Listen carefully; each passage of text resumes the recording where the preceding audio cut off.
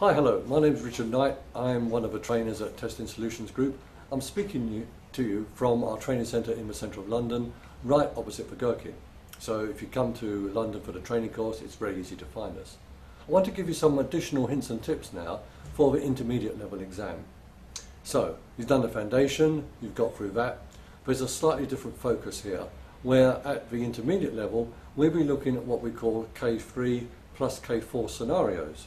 We now need to actually study the scenario and determine the difference between facts and inferences. So, we have more times per question. We typically have 2.5 minutes per question. Here again, we need to read the scenario carefully. We also need to understand the associated questions with that scenario, and then understand, if you like, what bits of knowledge we can apply to answer those questions.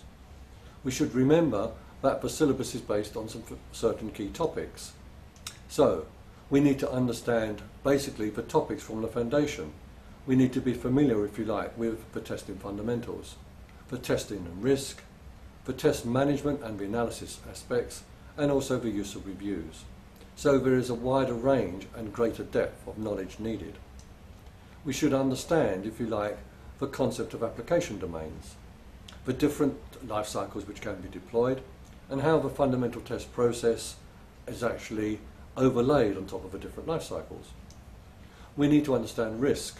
We need to understand the different ways we can identify risk. So here again, a much greater level of detail. And we need to put into practice the level of risk identification and analysis. Policy, strategy and plans are crucially important. We need to understand entry and exit criteria and estimating techniques. Also, as a test manager, how do we monitor and control the job? And also to apply the incident management process. We talk about the recognition of an incident, the investigation, the action and the disposition. So we need to understand the process quite thoroughly. What about the test analysis role? Analysing test conditions, selecting, if you like, the appropriate techniques, and understanding coverage measures.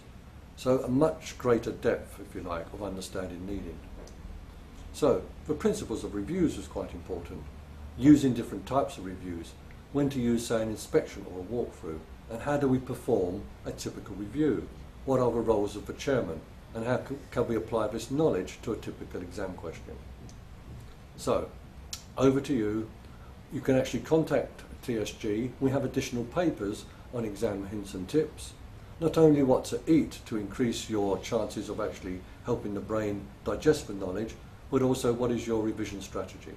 So if you post us your particular email address, we can bundle up additional information to help you support your revision strategy. So, I wish you the best of luck in your revision strategy.